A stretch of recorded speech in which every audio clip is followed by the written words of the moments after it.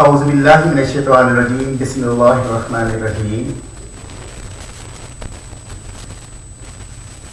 Sir Meraj physics fundamental quantities इन ऐसा system का जिसमें length, mass, time, current, thermodynamic temperature, amount of the substance and the limits intensity. आज हम इन 7 quantities के जो यूनिट्स हैं उनको डिफाइन करेंगे।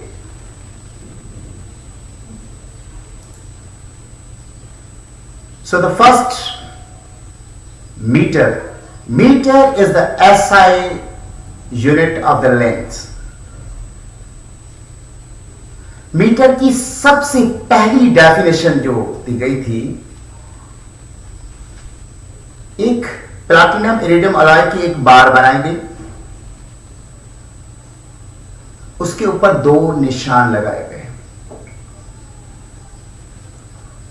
और उस बार को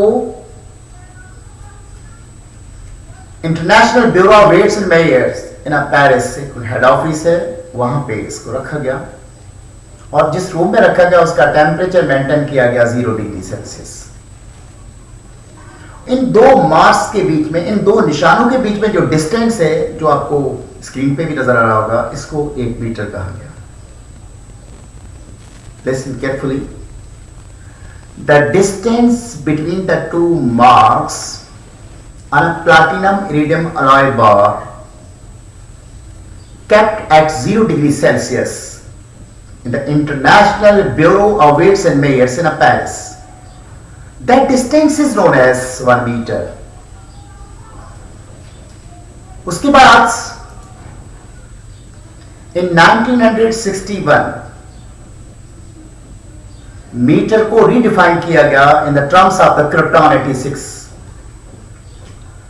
क्रिप्टॉन 86 एक रेडियो एक्टिव एलिमेंट है और हम जानते हैं कि जो रेडियो एक्टिव एलिमेंट्स होते हैं उसमें से लाइट एमिट होती है, रेडिएट होती है। सो क्रिप्टॉन 86 से डिफरेंट कलर्स में रेडिएशंस प्रोड्यूस होती हैं। उसमें से ऑरेंज लाइट को ऑब्जर्व किया गया। क्रिप्टॉन 86 से जो ऑरेंज लाइट रेडिएट हो रही थी,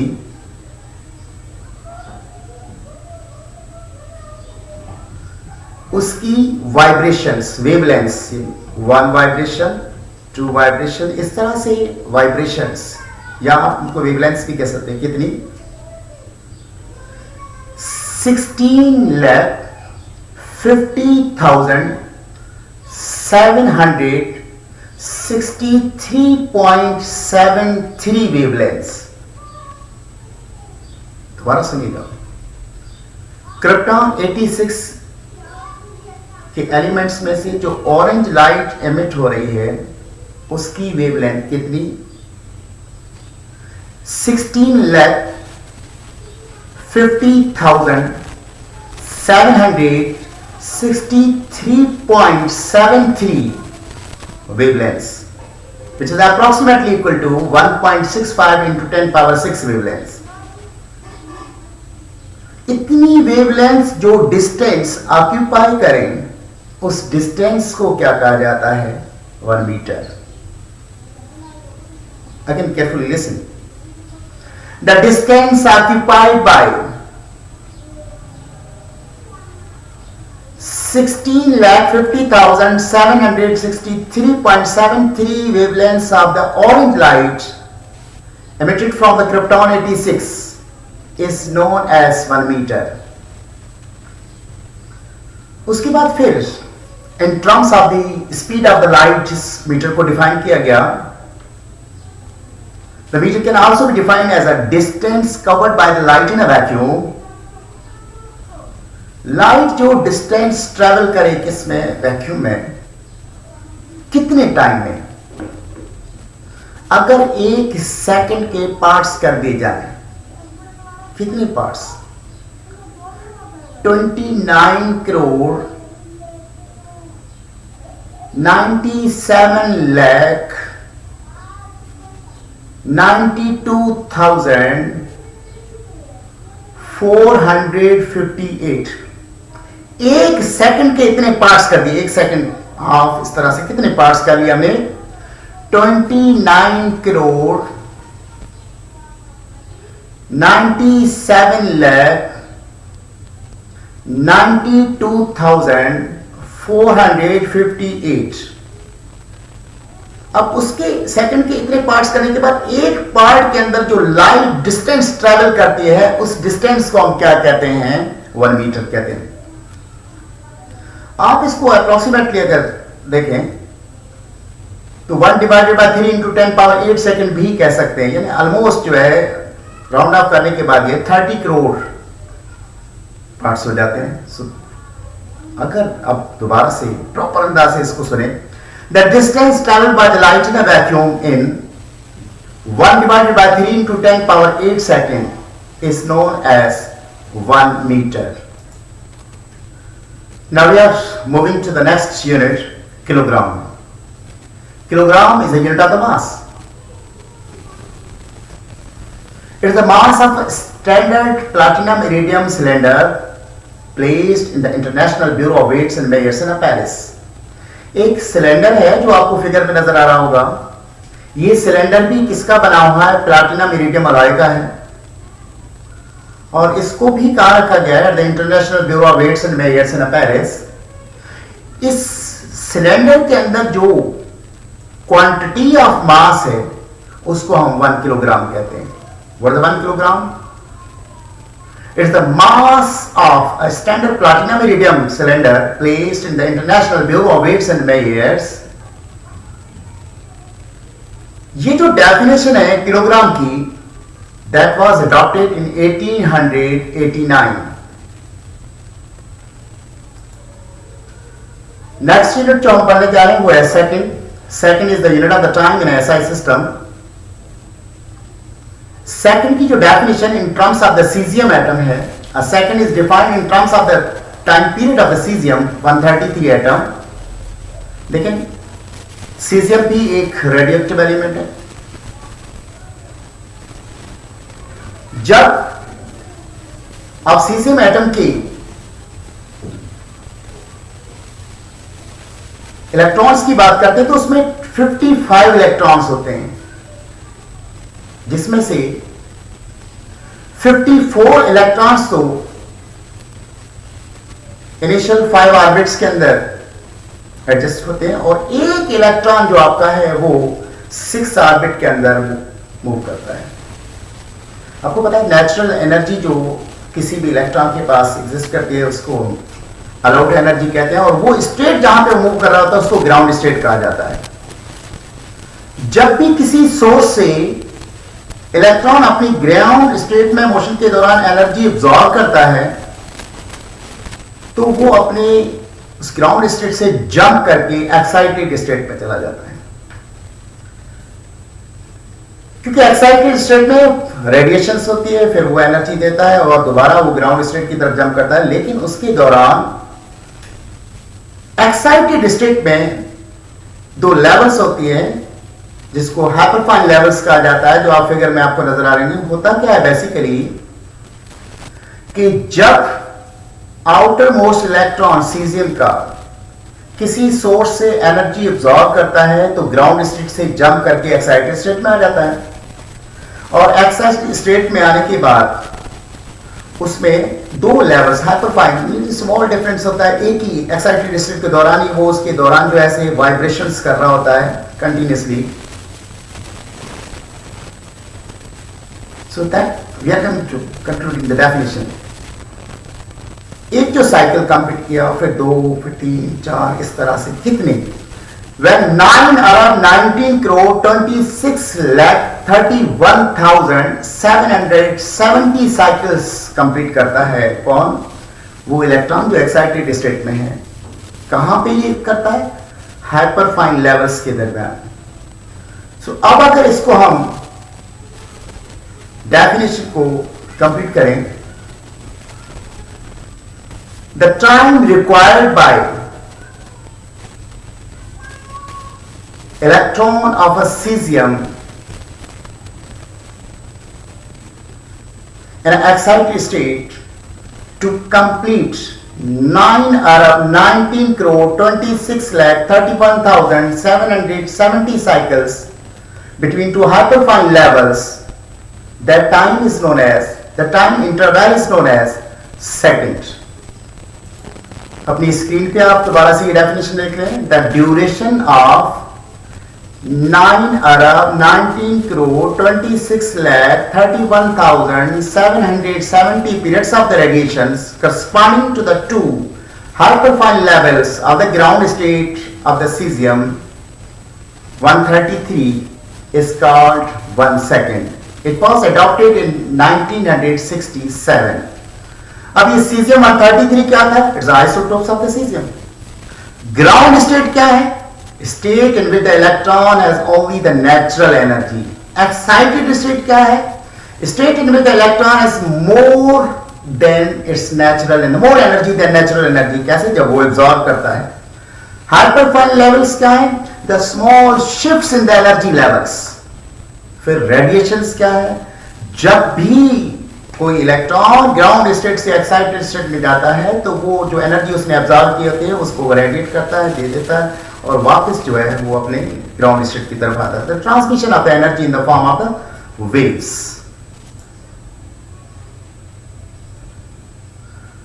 now we are moving to the next unit, ampere.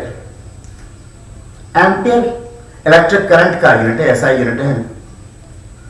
अगर दो कंडक्टर्स हों, जैसे फिगर में आपको नजर आ रहा है, दो वायर्स हों या दो कंडक्टर्स हों, ऐसे पैरेलल रखी जाएं, चाहे वर्टिकली पैरेलल रखी जाएं, हॉरिजॉन्टली किसी तरह से, बहरहाल दोनों कंडक्टर्स क्या हों? पैरेलल हों. उनकी लेंथ बहुत ज्यादा हो, यानी इनफाइनाइट लेंथ हो.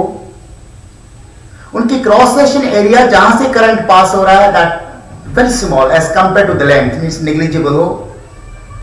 और इन दोनों कंडक्टर्स के बीच में डिस्टेंस 1 मीटर का हो. आपको फिगर में नजर आ रहा होगा, दोनों कंडक्टर्स के बीच में डिस्टेंस कितना हो? 1 मीटर.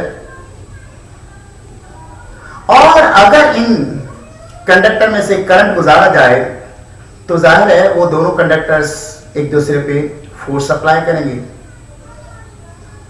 अगर उनके बीच में जैसे जैसे आप करंट बढ़ाओगे फोर्स बढ़ती जाएगी. जब फोर्स 2 × 10⁻⁻7 न्यूटन हो जाए तो उस वक्त जो उन कंडक्टर में से करंट गुजर रहा है उस करंट को हम क्या कहेंगे? 1 एम्पियर कहेंगे.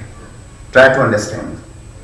It is a constant current which is maintained in the two straight parallel wires of the infinite lengths of the negligible area of the cross section, aparted 1 meter, placed in a vacuum, would produce a force of 2 × 10⁻⁻7 Newton per meter between the conductor. Then that current is known as 1 ampere.